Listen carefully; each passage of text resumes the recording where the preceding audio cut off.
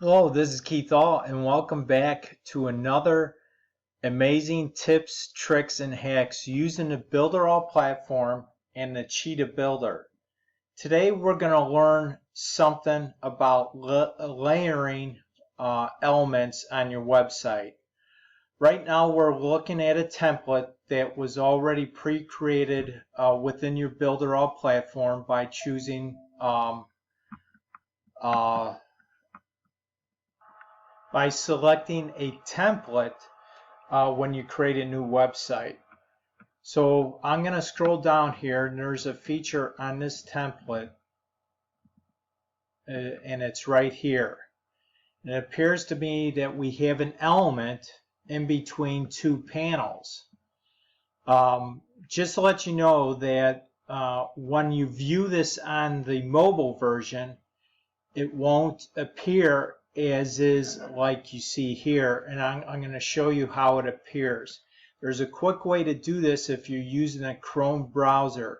So instead of looking at your mobile version within the in your dashboard in the when you're editing the site, you could do it on your live site by right-clicking on the browser window and then selecting Inspect.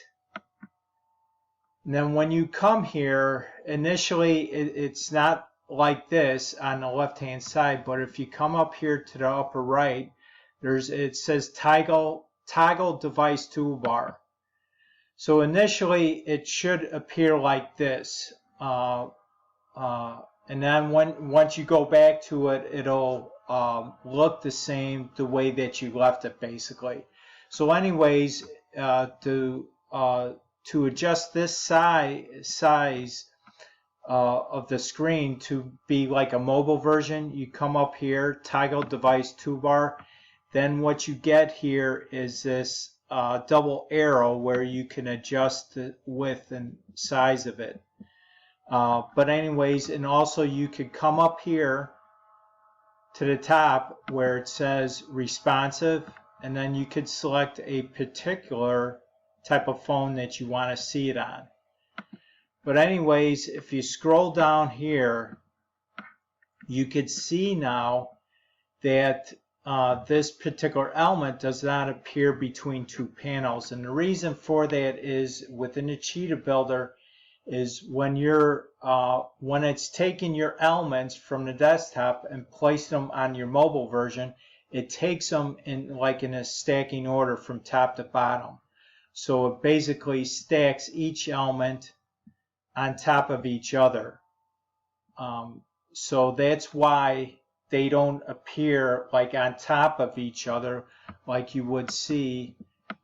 Just a second. Let me close out of this. Like you would see here. But anyways, let's see how we could do this. Get this feature where we have this element, which is a box, and you'll see that in a second, and it appears between two panels. So let's go back to the editor. Here we are in the editor. Let's scroll back down, and basically we have this panel right here, and we adjust it to be a smaller height than usual. And then we also have a panel down here, and then we have this box element that appears on top both of these two panels. In order to get that feature, or how you could do that, is you have to adjust the layering of these elements. So if you edit this, you can get to the editing portion. If this one is not expanded like this, all you do is click on edit, and then you get this shorter version. But both options will give you the same settings where you can edit it and stuff like this. But let's expand this.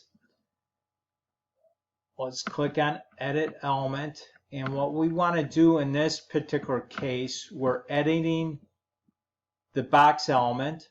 If we scroll down to layers, if you collapse that and reopen it, this is where you set the level of layering or positioning of an element. If we keep on clicking down to where it says 0, you can see now this box element appears below or behind this other panel that we have here. But we don't want that. We want it to show up on both of these panels for the desktop version. And in order to do that is, again, you select the element that you want to edit and click on the layer settings, and you just click top until it appears above both the panels like you see here.